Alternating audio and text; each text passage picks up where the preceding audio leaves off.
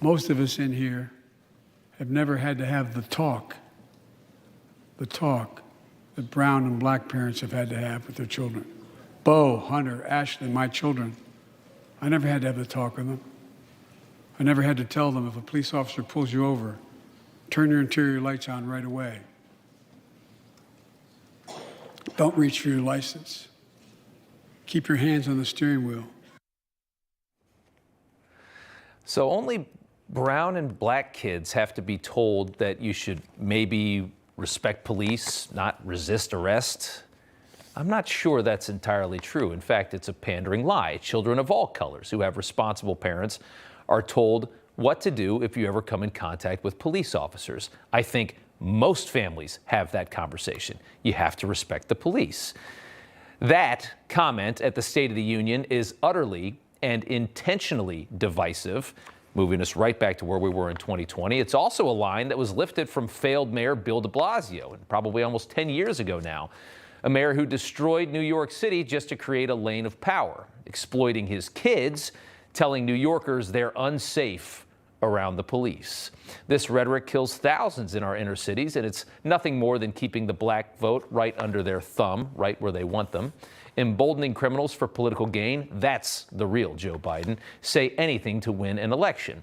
And Biden really showed us who he is with the announcement that he's restarting his cancer initiative last night, because now that he's the president, they can really raise some serious money. Our goal is to cut the cancer death rates at least by 50% in the next 25 years. Turn more cancers from death sentences to treatable diseases. Provide more support for patients and their families. That might all sound very virtuous to you. Joe Biden sells his charity with stories about his son, Bo, who he often uses to gain political points. Lofty goals of what could be accomplished if that charity had access to huge sums of money. So what did Cancer Moonshot, as it's called, accomplish the last time it was fired up? Well, nothing good. The charity took in nearly $5 million back in 2017 and 2018 when Joe Biden was post-VP and collecting lots of cash all around the world. Biden's Cancer Moonshot of that $5 million gave not one red cent to cancer research. That's how much he cares about cancer.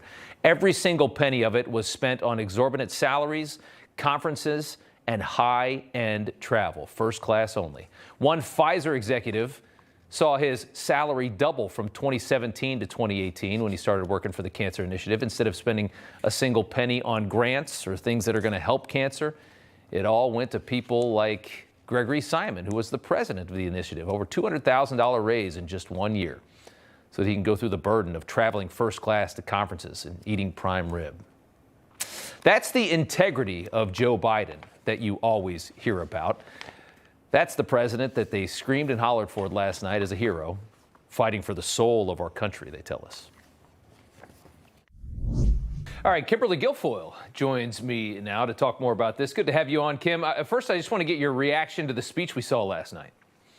I mean, a whole lot of crazy, right? I mean, Sarah Huckabee Sanders said it best. I mean, this is just lunacy, but the guy can sit there and address the American people and tell one deceptive lie after the next. And, you know, whether it's the economy, he lies about that. He doesn't want to talk about, you know, inflation and what's gone on. He doesn't want to talk about out of work Americans. He doesn't want to talk about gas prices. He doesn't want to talk about China, God forbid. And that's just literally getting punked by every foreign adversary. It's a sad day in America that this is the president of the United States, and what he has done in 2 years has just been an abysmal failure. I don't even think anybody actually thought it was going to be this bad, the state that we're in right now.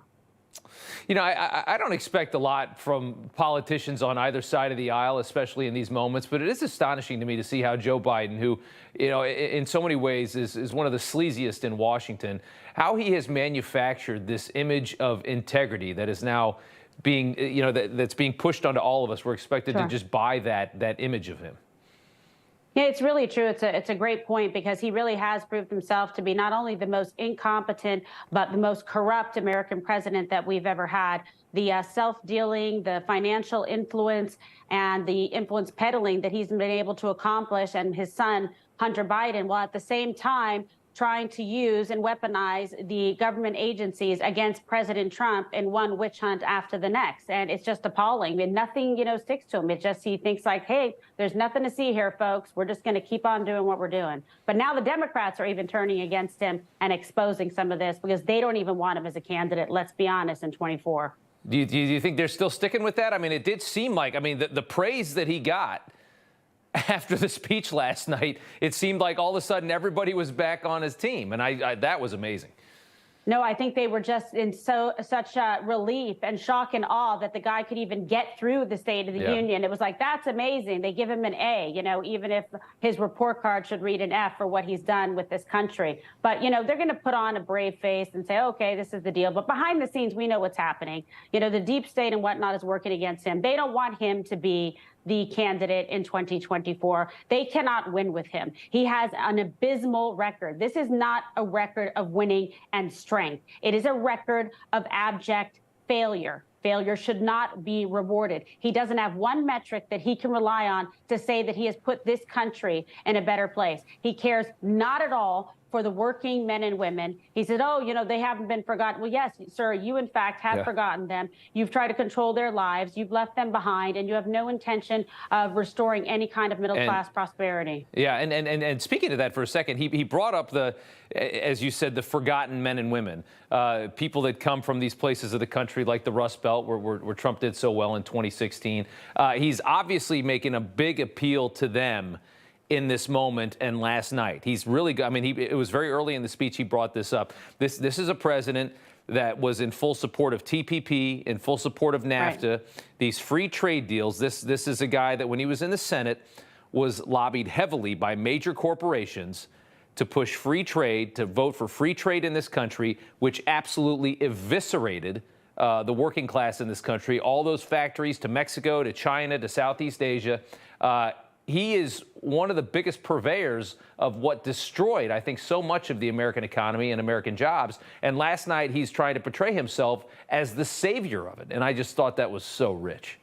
It really is. The hypocrisy is unbelievable. It just shows he has no moral compass, no integrity. He'll say and do whatever it takes, and he does not care. I actually think he does not care about what's happening across this country. We're not going to forget the gas prices. We're not going to forget bare shelves Biden, okay? We're not going to forget that the U.S. has been made a laughing stock, that our adversaries don't fear us at all. The whole thing with the China spy balloon. I mean, he just has shown himself to be a weak and feckless leader, and the American people deserve better. We've had 50 years of this bumbling idiot. I'm so sorry, but it's true. And he has, in fact, built that disaster with the policies that he has supported that has hurt the American economy and the middle class. They're not going to forget. What I'm insulted by is that he thinks that Americans are stupid, that we're not going to remember this, that people don't think about it when they're having a hard time to pay their bills or put food on the table for their children. People remember. They have a memory for this, and they will vote with their heart and conscience and their pocketbooks. Yeah. But before we let you go, as you know, we're in this battle with DirecTV. The timing is critical as we move into an election year. Here was Jason Miller earlier today on our air. But what we see with DirecTV doing, they want to constrict any center or center-right viewpoints from being on the air, make sure that the Republican nominee does not have nearly the bandwidth as, say, the Democratic nominee. Well, we're the only major network that carries the Trump rallies these days. It's not surprising that they want us gone, apparently. It's unbelievable, and it's censorship, it's outrageous, it's un-American, it violates the freedom of speech. People love Newsmax. I hear it all the time from everybody. They love watching the programs like yours, and that's the only place where they can actually get the truth and the facts, the real truth. And it's appalling what DirecTV did and AT&T, and everyone is calling for them to put you guys back on. But that's why we have to have, platforms like yours. I'm at Rumble. At Kimberly Guilfoyle with Don Jr., because otherwise you can't get your voice out there. People can't get the news that they deserve to hear in this country. It's like we're living in a communist state. Yeah, that's what they want. They just want their agenda, and that's it. Kim, thank you so much for joining us. Good to see you again. All right, you as well.